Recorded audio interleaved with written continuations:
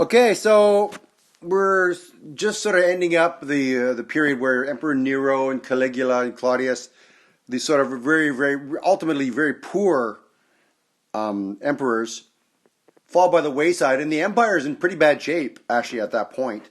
Probably wouldn't have lasted much longer, but then we see this era where five good emperors in a row come along, and they bring the empire back, and they are,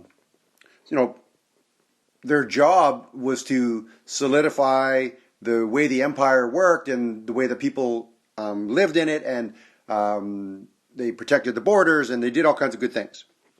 In the end, after these five good emperors, we see a period of really poor leadership.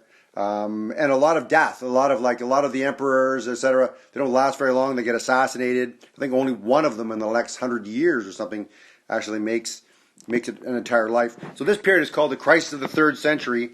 And again, the empire probably should have sort of dropped by the wayside. But what we see is the introduction, and we talked about this guy already, emperor, a guy named Diocletian.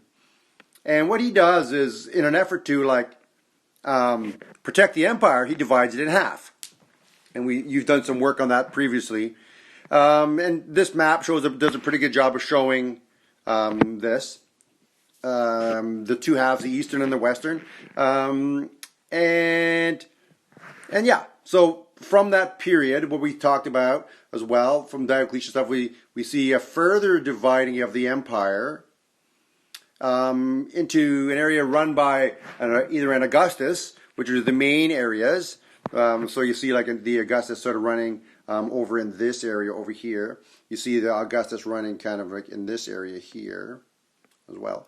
But if you look further out into these areas and into here, you see this is where the Caesars, the junior emperors.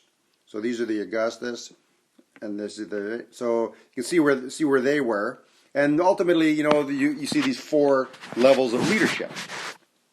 And that brings us through the period until about 50 years later, we get introduced to a guy, and his name is Constantine.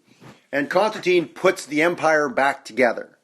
So we need to spend some time talking about Emperor Constantine, because this is also the era when we see Christianity have a major impact, and ultimately has had a major impact all the way to modern day.